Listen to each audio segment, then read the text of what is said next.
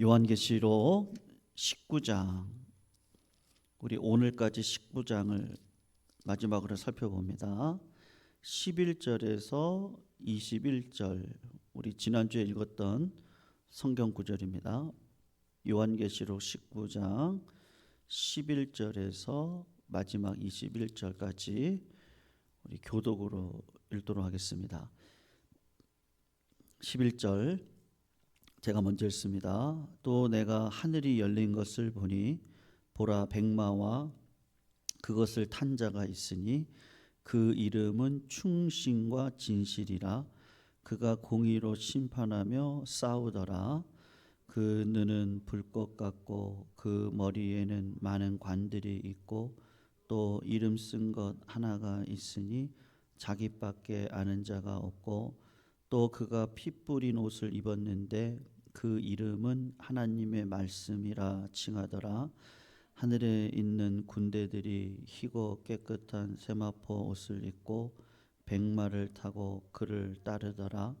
그의 입에서 예리한 검이 나오니 그것으로 만국을 치겠고 친히 그들을 철장으로 다스리며 또 친히 하나님 곧 전능하신 이의 맹렬한 진노의 포도주 틀을 밟겠고 그 옷과 그 다리에 이름을 쓴 것이 있으니 만왕의 왕이요 만주의 주라 하였더라. 또 내가 보니 한 천사가 태양 안에 서서 공중에 나는 모든 새를 향하여 큰 음성으로 외쳐 이르되 와서 하나님의 큰 잔치에 모여 왕들의 살과 장군들의 살과 장사들의 살과 말들과 그것을 탄 자들의 살과 자유인들이나 종들이나 작은 자나 큰 자나 모든 자의 살을 먹으라 하더라. 또 내가 보매 그 짐승과 땅의 임금들과 그들의 군대들이 모여 그 말 탄 자와 그의 군대와 더불어 전쟁을 일으키다가 짐승이 잡히고 그 앞에서 표적을 행하던 거짓 선지자도 함께 잡혔으니 이는 짐승의 표를 받고 그의 우상에게 경배하던 자들을 표적으로 미혹하던 자라. 이 둘이 산채로 유황불 붙은 못에 던져지고 갇혔습니다. 그 나머지는 말 탄 자의 입으로부터 나오는 검의 죽음에 모든 새가 그들의 살로 배불리더라. 아멘. 우리가 19장을 통해서 5번의 할렐루야가 나오면서 이 땅에 진정으로 왕이 오셨다라는 내용을 살펴봤거든요. 한번 기억을 더듬어 보시면 좋겠는데 그 왕이 어떤 왕의 모습으로 오시냐 하면 흰 말이죠. 백마를 타고 그 왕이 오시는 모습을 우리가 보았습니다.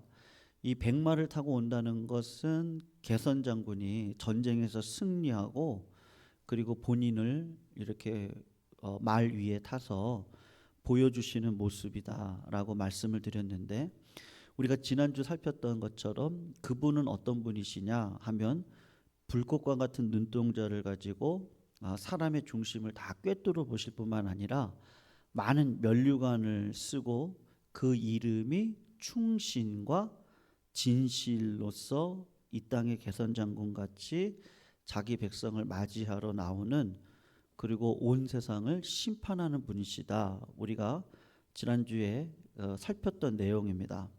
그리고 우리가 다 보지는 못했는데 그 백마를 타고 오시는 분의 이름이 등장을 하거든요. 여러분 한번 13절을 한번 보세요. 13절을 보면 이렇게 얘기를 하죠. 또 그가 피 뿌린 옷을 입었는데 그 이름이 뭐라고 얘기하고 있어요? 하나님의 말씀이다. 이렇게 이야기를 하고 있습니다. 여러분 우리가 은혜 안에 거할 때 드러나는 가장 큰 징표가 어디서 드러나냐 하면 우리의 그 입술에서부터 드러납니다. 그러니까 야고보서나 뭐 다른 본문의 말씀을 보면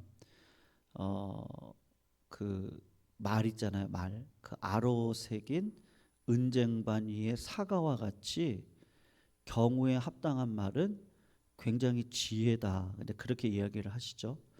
그리고 야고보서를 보면 이 말에 대한 이 세치 혀가 큰 배를 움직이는 키와 같다라고 이야기를 하는데, 우리가 성도가 되고 나면 우리의 행실과 그 성품이 바뀌어 가지만 그것이 의도적으로 바뀌어져 가기 위해 첫 번째로 바뀌어야 될 게 뭐냐? 그러면은 우리의 입술에 이제 고백이다라고 할 수가 있는 거예요. 그런데 오늘 그 왕으로 오시는 분은 예수님이시거든요. 근데 그 예수님의 이름이 지금 뭐라고 얘기하고 있었다 그랬어요? 13절에 예? 우리가 아까 봤지만 하나님의 말씀이다. 이제 그렇게 이야기를 한단 말이죠. 여러분, 예수님이 이 땅 가운데 오셔서 하셨던 일은 뭐예요? 하나님의 말씀을 증거하는 삶을 살았죠. 그래서 요한복음 12장에 보면 예수님은 철저하게 낮아지셔서 하나님께서 본인에게 말씀하셨던 것을 이 땅 가운데 순종하는 자리에 쓰셨단 말이에요. 그래서 요한복음 12장에 보면 제자들한테 이제 뭐라고 얘기하냐? 내가 자의로 말한 것이 아니요, 나를 보내신 아버지께서 나의 말할 것과 이를 것을 친히 명령하여 주셨으니 나는 그의 명령이 영생인 줄 아노라. 그러므로 나의 이르신 것은 내 아버지께서 내게 말씀하신 그대로 이르노라. 이렇게 이야기를 한단 말이에요. 그러니까 여러분, 이게 성삼위 하나님의 겸손이거든요. 하나님이 이 땅을 창조하셨죠? 맞습니까? 예, 그런데 신약에 와서 요한복음을 보니까 이 땅을 창조하신 분은 누구세요? 하나님이 말씀하시는 대로 그대로 창조가 됐잖아요. 그러니까는 요한복음 1장에 보면 이 천지 만물을 창조하신 분이 하나님이신데, 그 하나님이, 그러니까 성부 하나님이죠. 그 성부 하나님이 설계를 하시고요. 예. 그리고 그 일을, 창조의 일을 누구에게 맡긴 거예요? 예? 예수님께 맡긴 거죠. 그래서 태초에 요한복음 1장에 보면 말씀이 있잖아요. 그 말씀이 누구와 함께 있었다 그래요? 하나님과 함께 있었으니 그 말씀은 하나님이시다라고 이야기를 한단 말이에요.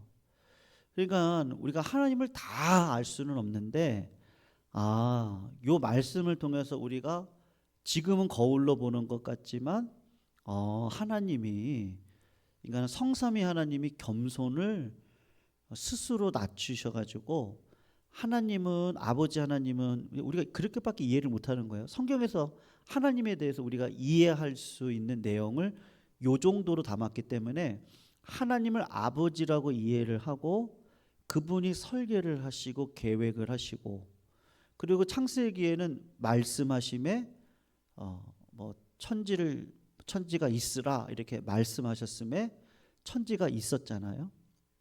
근데 그 말씀이, 그 창조하신 분이 누구시라는 거예요? 예수님이시구나. 그리고 모든 수면 위에 하나님의 신이 운행했다고 이야기하잖아요. 창세기 1장에 보면 그 구절이 나오죠. 한번 찾아볼까요? 한번 찾아봐요. 그냥 말씀만 들으면 그럴 것 같아서 창세기 1장을 한번 보세요. 1장을 한번 보시면 되는데요. 1장 1절을 보시면 이제 뭐라고 얘기하시죠? 태초에 하나님이 천지를 창조했다. 이렇게 얘기가 나오죠. 맞죠? 하나님이 창조하신 거 맞죠? 그리고 땅이 혼돈하고 공허하며 흑암이 깊음이 있고 하나님의 영은 어떻게 했다 그러죠? 수면 위에 운행하더라. 하나님인데 하나님의 영을 얘기한단 말이에요. 그리고 3절에 보시면 하나님이 어떻게 하셨죠? 이르시되. 이게 무슨 말이에요? 말씀하셨다는 얘기잖아요. 그냥 빛이 있어라 하면은 어떻게 되는 거예요? 빛이 있는 거란 말이죠. 그러니까 창세기에는 우리가 그냥 이렇게 넘어왔는데, 요한복음에 보면 여러분, 성령을 알려면 성경을 어디를 보셔야 되냐 하면 요한복음을 보시면 되거든요. 요한복음에 보혜사 성령에 대한 이야기가 나오고요.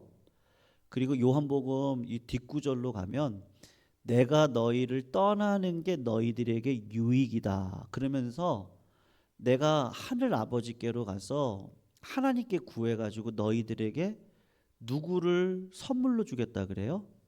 예, 성령을 선물로 주겠다고 이야기를 하거든요. 이게 무슨 말이죠? 여러분, 예수님이 이 땅에 오셔서 창세기 때 했던 그 사건을 그대로 이 땅 가운데서 2000년 전에 재창조를 하신 거예요. 왜요? 아담과 하와가 하나님 말씀에 순종하며 살지 않았으니까 이 땅은 허망하고 이 땅은 굉장히 외롭고요. 이 땅은 어떻습니까? 아프고 행복한 날만 있으면 좋겠는데 이 땅에서의 삶은 그럴 수가 없잖아요. 왜요? 다 우리 성도들 마지막에는 다 어디를 통과하셔야 돼요? 우리가 요단강 건넌다 그러잖아요. 그 강을 건너셔야 되죠. 그 요단강은 눈물의 강이란 말이에요. 하지만 기쁨의 강이거든요. 요단강을 건널 땐 믿음으로 건너야 돼서 제사장들이 건너고 그다음에 누가 건너요? 말씀을 앞에 세워놓고 나팔을 불면서 물은 그대로 있거든요. 그러니까는 애통하는 마음으로 건널 수밖에 없다고요. 근데 막상 건너고 보면 천국 들어가면 기쁨이거든요. 예. 우리 삶이 그렇단 말이에요. 그러니까 그런 삶을 재창조하기 위해서 하나님이 수천 년 전에 계획을 다 해놓으시고 예수 그리스도를 2000년 전에 보내셔서 다시 재창조하는 거죠. 그래서 요한복음에 보면 니고데모가 나오죠.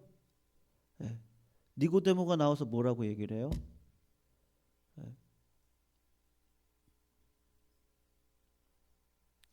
그 리본, 다시 태어나는 거에 대해서 이야기를 하잖아요.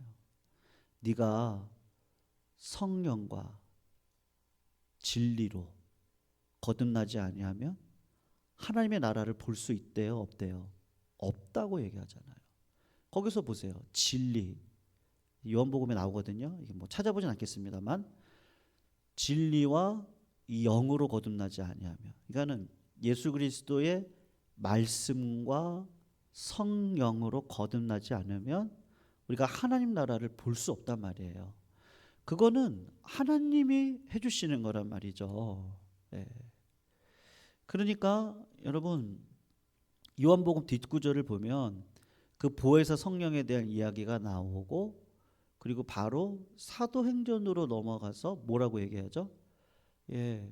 온 유대 사마리아 땅끝까지 이르러서 내 증인이 될 건데 그 앞에 있는 구절이 뭐예요? 너희가 성령을 받으면 이렇게 되는 거죠. 그러니까 여러분 성경이 굉장히 아주 오묘하지만 굉장히 하나님의 말씀이구나. 한치의 오차가 없고 생명이구나라는 것을 알 수 있단 말이에요.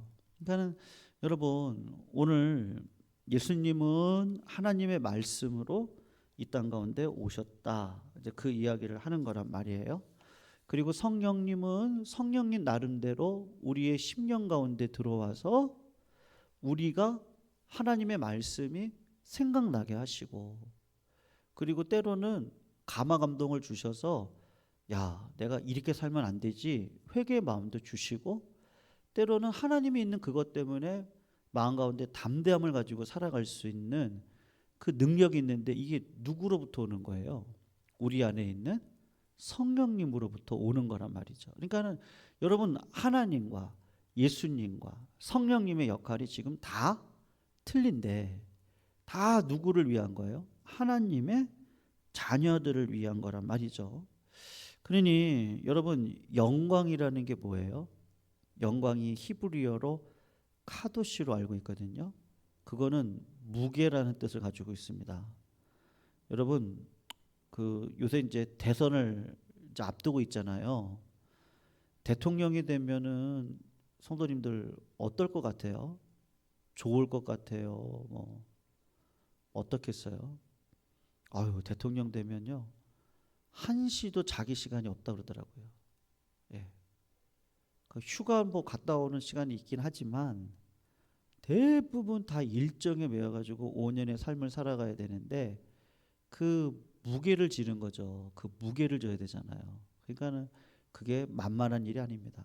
그러니까는 대통령은 하나님이 낸다 그러잖아요. 그러니까 리더자들은 다 그렇긴 한데 여러분 그 카도시라고 하는 무게가 굉장한데 내 무게와 하나님의 무게를 딱 놓고 봤을 때 누구 무게가 더 높은 거예요? 하나님의 그 영광의 무게는요 정말로 대단한 거란 말이에요. 그러니까 세례 요한이 나는 소리고 나는 광야에 외치는 소리다 이렇게 얘기를 하잖아요. 그리고 나는 쇠해야 되겠고 그는 흥해야 되겠다. 예, 이게 정말 하나님의 영광을 본 자들의 신실한 믿음의 고백이라고 할 수가 있는 거예요. 그러니까 성도님들, 그러니까 한번 생각해 보세요. 교회가 자랑을 해야 될 게 뭐겠어요? 제가 지난주에도 말씀드렸는데요. 이게 참 쉽진 않거든요. 뭐 바리새인들은 뭐 바리새인들을 얘기 안 할 수가 없네요. 네, 바리새인들이 믿음이 좋았잖아요. 그래서 하나님이 주신 복들이 있었거든요. 그거는 하나님이 약속하신 복들이에요. 예, 유대인들이 왜 저렇게 똑똑하고 세계 속에서 그 물질을 거머쥐고 흔들고 있잖아요, 유대인들이. 근데 그럴 만한 이유는 있거든요. 그러니까 하나님을 한 분으로 모시고 그 하나님이 주시는 율법을 철저하게 지키려고 하고 그럴 때 하나님이 주시는 만복이 있단 말이에요. 이제 그거를 우리가 받지 맙시다. 그건 아닙니다. 저는 우리 성도님들 물질의 어려움이 없었으면 좋겠고, 우리 자녀들 할 수 있으면 영향력 있는 인생을 살아가는 게 좋지. 뭐 꼬리로 살아가는 게 뭐가 좋겠어요. 그렇진 않죠. 그런데 그게 우리의 자랑이냐고요. 그러니까 바리새인들은 하나님을 자랑해야 될 자리에다가 자기의 공로를 갖다 놨거든요. 그러니까는 나는 우리 교회에서 헌금을 제일 많이 해요. 네. 저는요 봉사를 최고로 하고요. 기도하면은 저죠 저. 네. 그는 헌금을 왜 하고 봉사를 왜 하고 기도를 왜 하냐 할 때 하나님의 뜻대로 살고 싶은 거거든요. 하나님 앞에 영광을 올려드리고 싶은 거란 말이에요. 네. 그게 우리 인생의 목적이지 하나님이 나에게 주신 축복을 자랑하다 보면 그것을 주신 하나님은 다 사라져 버리는 거잖아요. 이거를 가장 잘 알았던 사람이 제가 볼 때는 다윗과 저는 요셉이라고 생각해요. 네. 뭐 굳이 요셉을 총리로 시키려면 어떻게 하면 됩니까? 뭐 고난을 뭐하러 뭐 노예살이를 뭐하러 시켜요. 그냥 맨날 채색 옷 입혔으니까 얘 공부 잘 시켜서 이집트로 유학 보내가지고 그리고 높은 자리에 올라갈 수 있도록 공부 열심히 시켜서 이집트의 최고의 대학을 나와서 거기서 그 이집트의 공주를 만나서 결혼하면 되지 않겠어요? 근데 하나님은 어떻게 하시죠? 인간의 마음이 얼마나 교만한지를 아니까 요셉이 성품적으로 이렇게 완성적인 사람이 아니었잖아요. 그 형들의 그 잘못된 것을 그 고자질하고 그리고 여러분 알죠? 부모님한테 편애를 받았던 아이들은 어떤 게 있어요? 그 마음 가운데 굉장히 그 이기적인 마음이 있잖아요. 질투가 강하고 욕심이 많고 그거를 하나님이 13년의 노예 생활을 통해서 어떻게 하시는 거예요? 철저하게 깨트려 가시는 거예요. 그리고 총리의 자리에다가 올라 놓았는데 요셉이 깨달은 거죠. 나를 먼저 보내신 거구나. 왜요? 요셉은 그 당시 알았잖아요. 하나님이 7년 흉년을 주고 7년 풍년을 줄 것을 알았단 말이에요.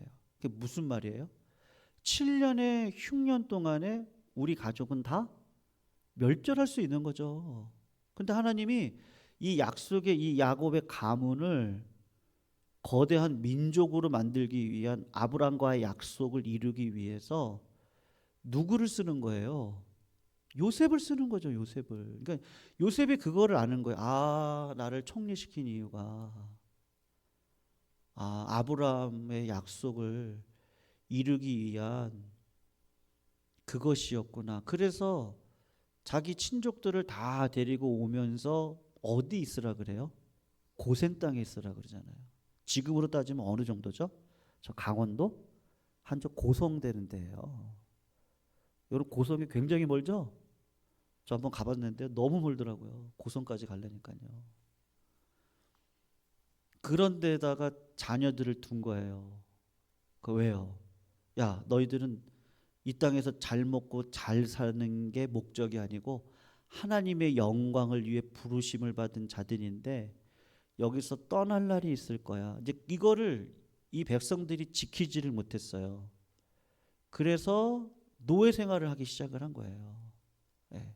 우상 숭배가 들어오고 요셉이 살아있을 때는 그렇진 않았겠지만 그래서 환난과 고난 가운데 유대 백성들이 어쨌든 거대한 민족을 이룰 수 있었는데 그 중심에는 하나님이 누구를 쓰신 거예요? 요셉을 썼고 요셉의 총리의 자리를 쓴 거지 하나님을 대신해서 내가 총리 돼가지고요. 야, 이제 여기서 그냥 잘 먹고 잘 살아보자. 여러분, 믿음의 길은 그렇지 않더라고요. 네, 믿음의 길은요. 내가 원하는 대로 다 하고 살 수 없습니다. 그리고 하나님 믿음의 길을 걸어가게 하실 때 이 땅의 것들을 다 누리고 살게 하시는 법은 없어요. 제가 보니까 그렇더라고요. 네, 진짜 믿음으로 사시려면 포기하셔야 됩니다. 부인하셔야 됩니다.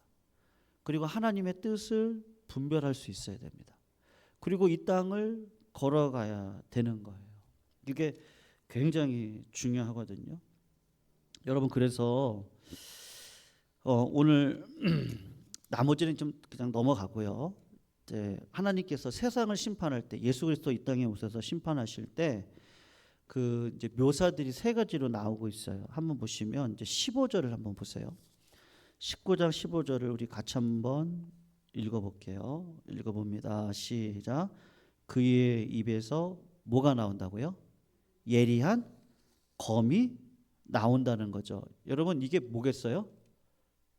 검이 뭐예요? 히브리서에 보면은 말씀인데 어떤 말씀이죠? 기억나세요?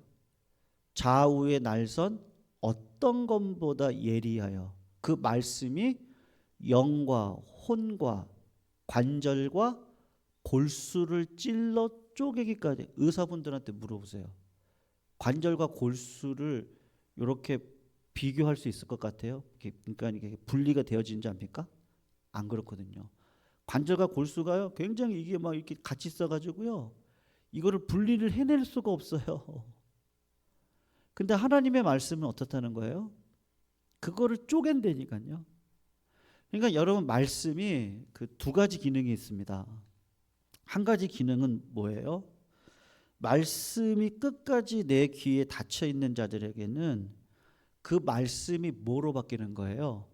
정죄의 도구로 바뀌는 거예요. 그런데 그 말씀이 귀에 들리는 자들에게는 어떤 일이 일어나냐면 그 치유의 역사가 일어나는 거예요.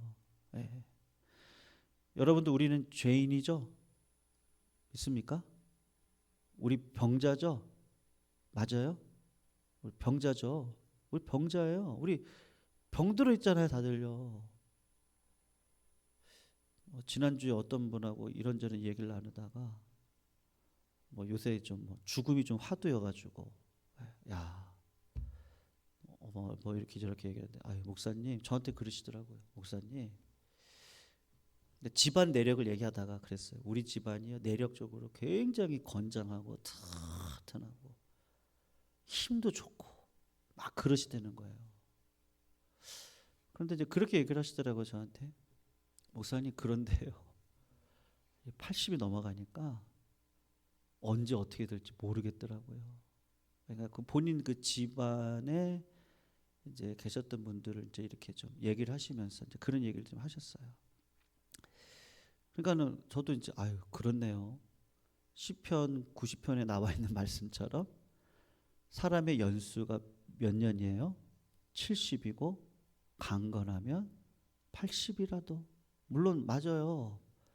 네, 우리가 장수하실 수 있죠. 그런데 대부분의 인생이 100세 인생이라고 하는데 그렇던가요?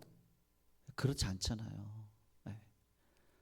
그러니까 우리가 언제 어떻게 될지 모르는 인생을 사실은 살아가는 거죠. 네. 그러니까 다 병자예요. 네. 다 죄인이고 죄의 짐에서 벗어날 길이 없단 말입니다. 그런데 신기하게도 이 말씀이 들리는 자들에게는 이 병을 치유해 가는 거예요. 나사렛 예수의 이름으로 명하노니 물러가라.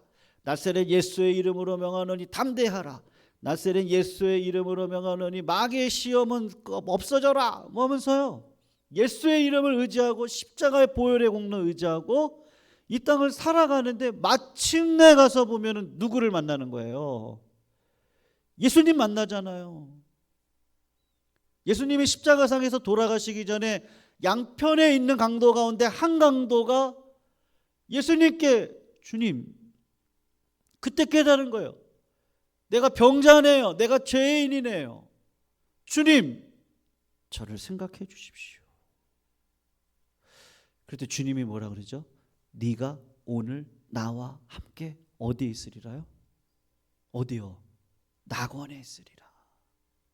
이 낙원이 어딜까요? 요건 천주교에서 얘기하는 연옥 같은 곳이에요. 근데 의인은 어떻게 되는 거예요? 1차 부활하는 거예요. 악인은 부활이 안 돼요.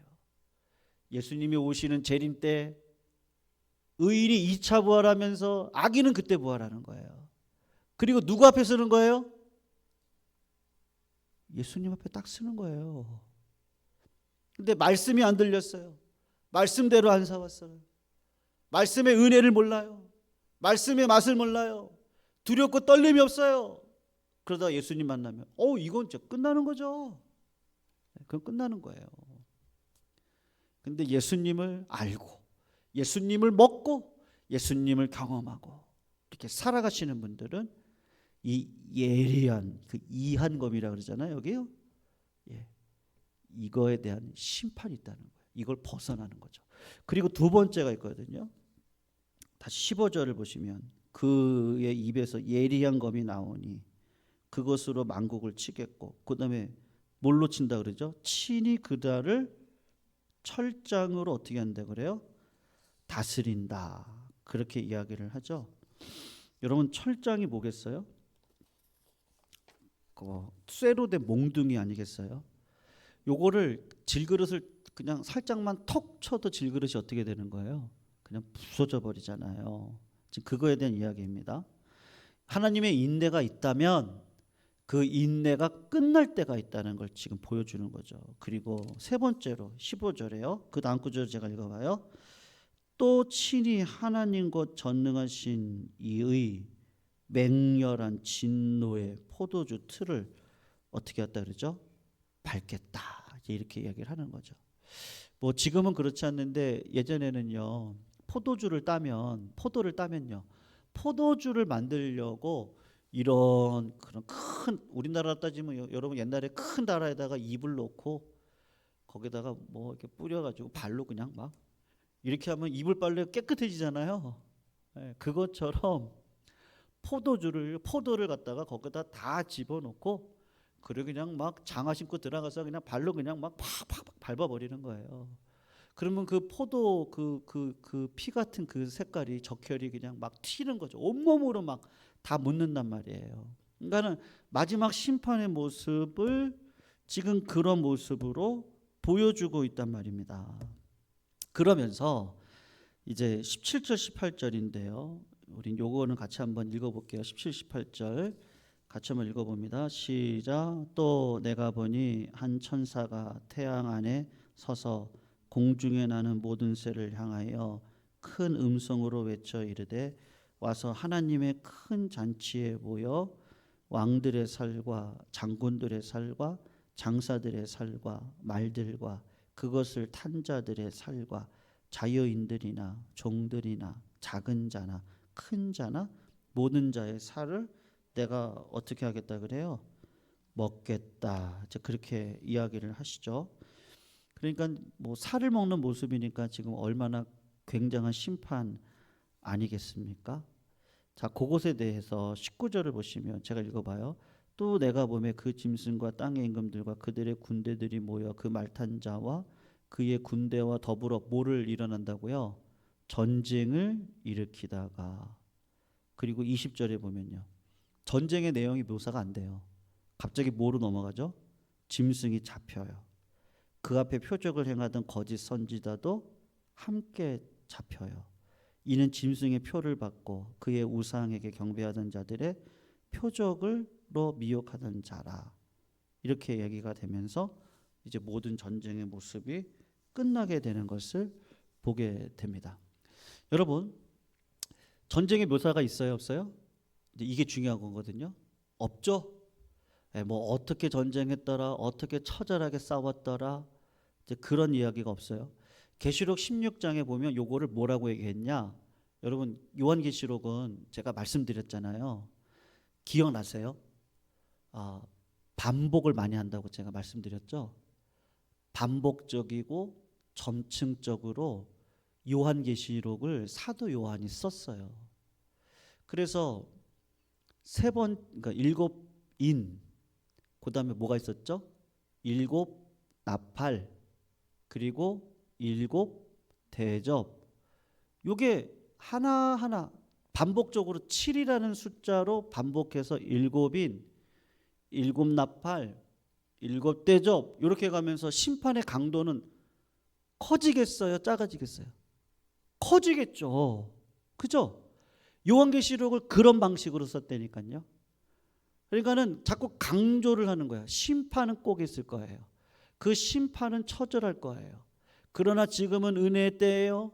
그리고 16장에 아마겟돈 전쟁이 묘사되어져 있고 거기도 전쟁의 내용은 안 나와요. 오늘도 똑같은 거예요. 19장에 와서 보니까 똑같은 아마겟돈 전쟁을 똑같이 묘사하는데 조금 더 강조해서 나오는데 여기도 전쟁은 없어요. 근데 갑자기 마귀가 잡혀가지고 불못에 던져지는 그런 결과만 보여주고 있단 말이에요. 왜요?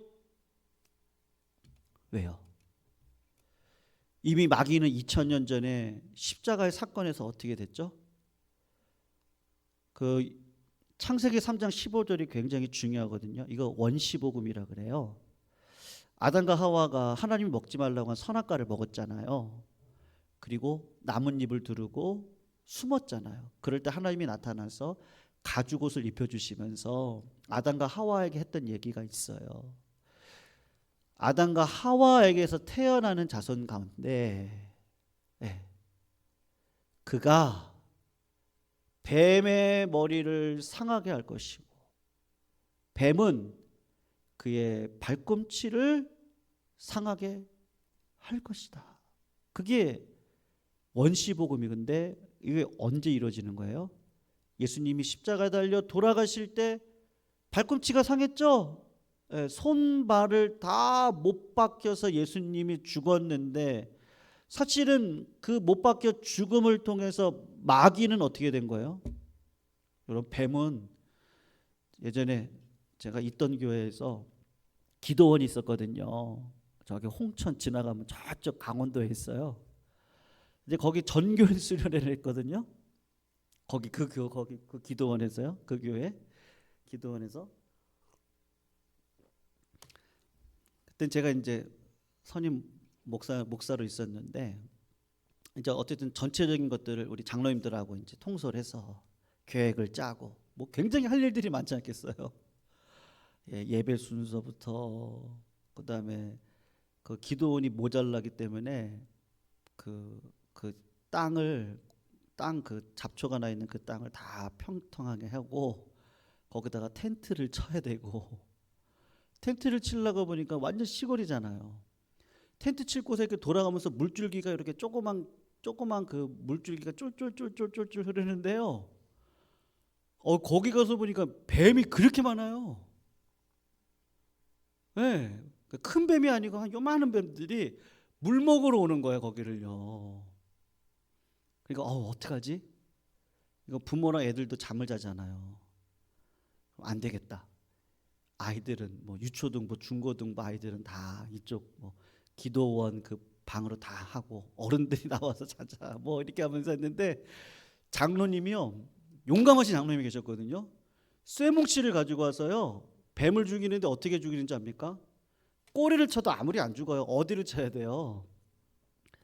예, 그 장로님 말대 대가리를 쳐야 돼요. 그래서 대가리를 그냥 막 빡 이놈의 대가리를 그냥 퍽퍽 치니까요, 막 꿈틀꿈틀하다가 죽어요.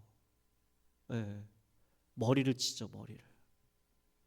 머리가 얼마나 중요해요. 뭐 사람도, 동물들도 마찬가지잖아요. 그러니까는 창세기 3장 15절에 있는 그 원시복음, 예수님이 이미 2000년 전에 마귀를 어떻게 해요? 머리를 쳐버리는 거죠. 이미 끝났거든요. 근데 마귀가 자꾸 어떻게 하는 거예요? 감옥에 갇혀 있는데 감옥 그 안에서 자꾸 소리를 치는 거예요. 우리의 죄된 마음을 향해서 아직도 안 끝났다. 너는 죽을 몸이야. 너는 복받은 인생이 아니야. 넌 그렇게 살다가 갈 사람이야. 그냥 이 땅에서는 행복하게 살아. 예. 마귀가 자꾸 그 연막 전술을 피는 거예요. 이미 어떻게 됐는데요? 감옥에 갇혀 있는데 감옥에서 스피커 들고 막 이렇게 하는 거예요. 이미 전쟁은 끝났는데. 여러분, 그래서 우리가 예수 그리스도의 이름으로 선포하셔야 됩니다. 그렇게 하시기를 축원합니다. 내 영혼아 담대하라.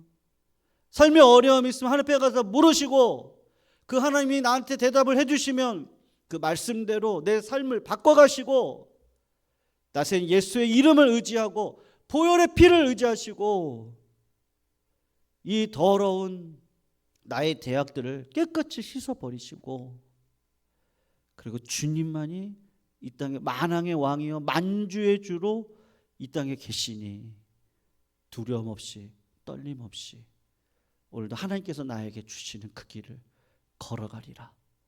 우린 할 수 있죠? 왜요? 2000년 전에 예수님이 마귀의 권세를 이미 깨트려 버렸기 때문에. 요한계시록에서 뭐 어떻게 전쟁했다, 뭐 처절했다, 뭐 이길 줄 살등했다, 그런 얘기가 안 나오는 거예요. 전쟁 얘기 딱 나오고 그 다음 바로 넘어가서 잡혔더라, 불못에 던져졌더라, 이렇게 끝나는 거예요.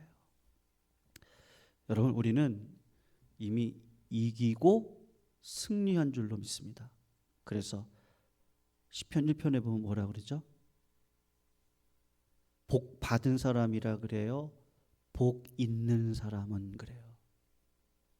네, 우리는 이미 복이 있어요. 그런데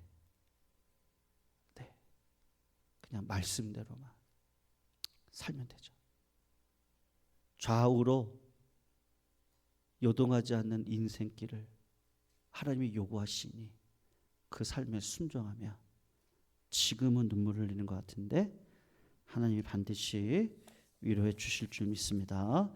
우리 찬송가 357자 줌이 있는 사람이 일어나, 우리 마지막까지 믿음이 이길 수 있도록요, 하나님 나에게 믿음 달라는 마음으로 우리 같이 한번 이 찬양 부르겠습니다.